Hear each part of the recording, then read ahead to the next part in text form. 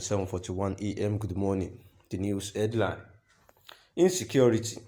Gumi makes stunning revelation.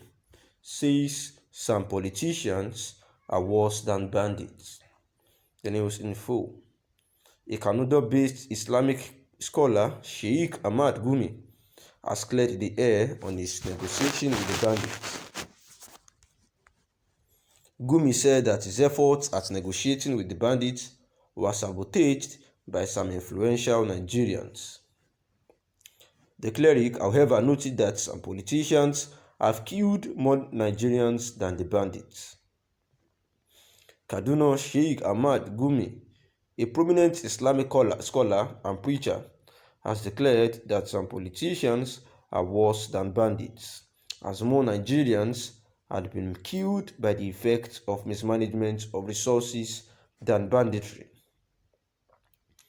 Reports that the Sheikh Ahmad Gumi made this known in an opinion piece on his Facebook page titled "War Has Never Been a Solution Anywhere, Anytime." He said some Nigerians had died from cholera because of a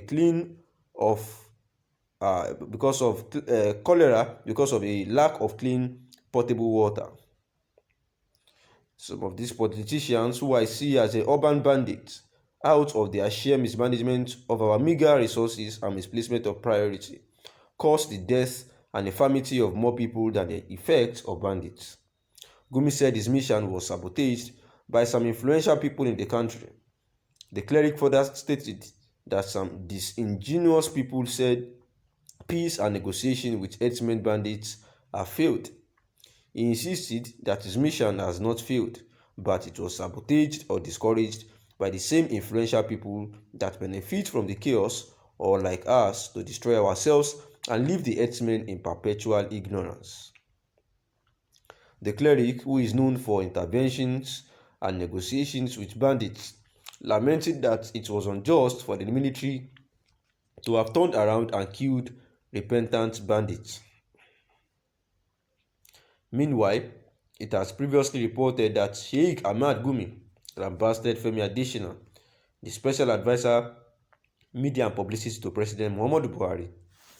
It was reported that Gumi said his mission has not failed, as he said that it was sabotaged or discouraged by the same influential people that benefit from the chaos. Gumi added that he is an Islamic scholar who knows the immorality of killing innocent lives, saying that silence for him in the ocean of oblivion is not an option. And this is Sheikh Gumi, who had actually said that some politicians are actually worse than bandits. We have known Sheikh Gumi to be a Kaduna-based Islamic scholar who have become quite popular because of his agitations or because of his intervention between the bandits and him, for national peace dialogue. He had been known to have traveled to have some negotiations with the bandits, to put a stop to their persistent strike and split attacks on the citizens of the country, trying to talk them and negotiate on the way forward. And in some of his statements, especially on his Facebook page, he has been known to have been saying that war against banditry is actually not the solution, that violence cannot solve it, and that the military should stop, attacking them and the likes like that. Meanwhile, he is not telling the bandits to stop attacking, that the bandits should stop, inflicting pains, should stop kidnapping. Rather, he is always at the federal government that they should stop killing them, and that that bandits are not going anywhere and all those stuff like that.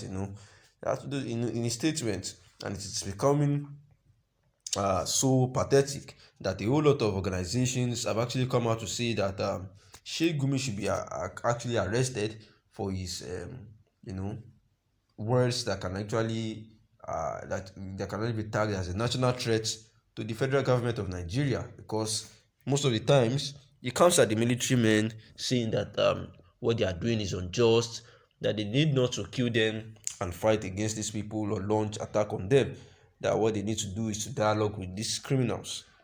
And some agitators have actually demanded that that this Gumi should be arrested, especially over the stance on banditry.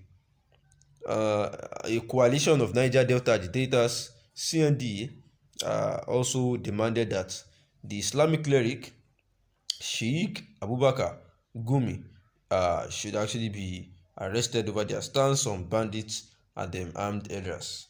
The John Duku-led group, comprising of all militant groups in the Niger Delta, alleged that the actions and utterances of the duo were indicative that they had been financing banditry and armed herdsmen in the country. They condemn any form of negotiation with bandits, gun-carrying herdsmen, kidnappers, and Boko Haram leaders, and other terrorizing innocent citizens across the country, declaring that such acts amounted to nothing but criminality. The coalition further frowned on recent outbursts suggested by some prominent figures from the northern part of the country, calling on northerners to be well armed to defend themselves. They considered it erroneous to compare bandits, Boko Haram members, and herdsmen to Niger Delta militants who had over the years been subjected to discrimination and deprivation, while their resources were used for the development of other regions in the country.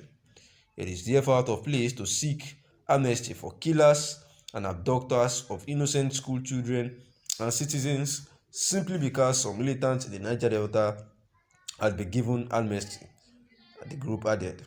Giving northerners 30 days to withdraw the food blockade threat, the agitators threatening to retaliate by cutting off all the oil pipelines supplying oil and gas to northern Nigeria and block all tankers and vehicles from transporting products to the region.